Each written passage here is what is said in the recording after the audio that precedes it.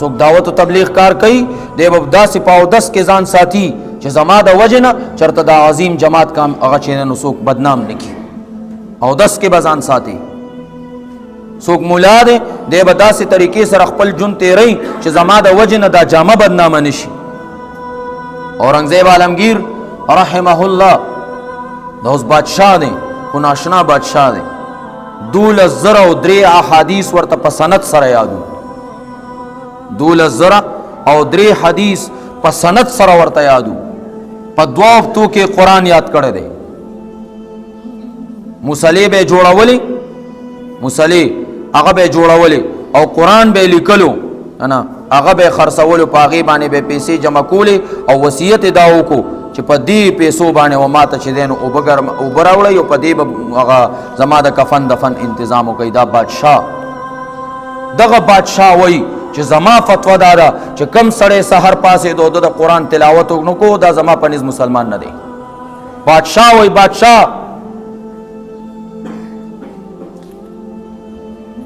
مولا څه خبره ده د نورو خلکو به څه وی دغه بادشاه چې په غون بر صغیر پاک و هند او د بنگال او د افغانستان په دې ټولو علاقو باندې د مالدیپ او بوټان او نیپال په علاقو باندې د حکومت تقریبا هغه سړی هغه وایي چې د سار تلاوت ونه کړي د څه حیثیت پاتې شي د اسلام سره څه تعلق دی. ذهن ته راغله خبره دا بادشاهانو د مامون الرشید او د هارون الرشید خبرې نه کومه زه تقریبا 1.5 کال وړاندې دا سړی تیر شوی دی.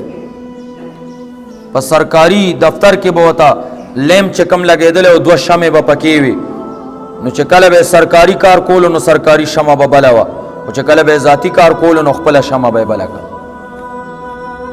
ذهن ته راغله خبره ته په سرکاري ګاډي کې غم خادی ته ځې صحیح شو که دا ټولې خبرې د الله په نوټس کې دي.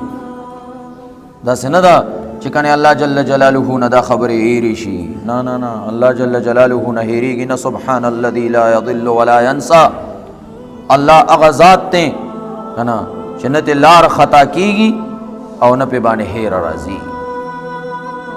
ټولې خبرې ورته یادې دي د ټولو خبرو حساب کتاب. चैनल की अपडेट्स हासिल करने के लिए हमारे इस चैनल को ज़रूर सब्सक्राइब करें और साथ में बेल का बटन भी दबाएं ताकि बज़रिया नोटिफिकेशन हम आपको आगाह कर सकें। शुक्रिया।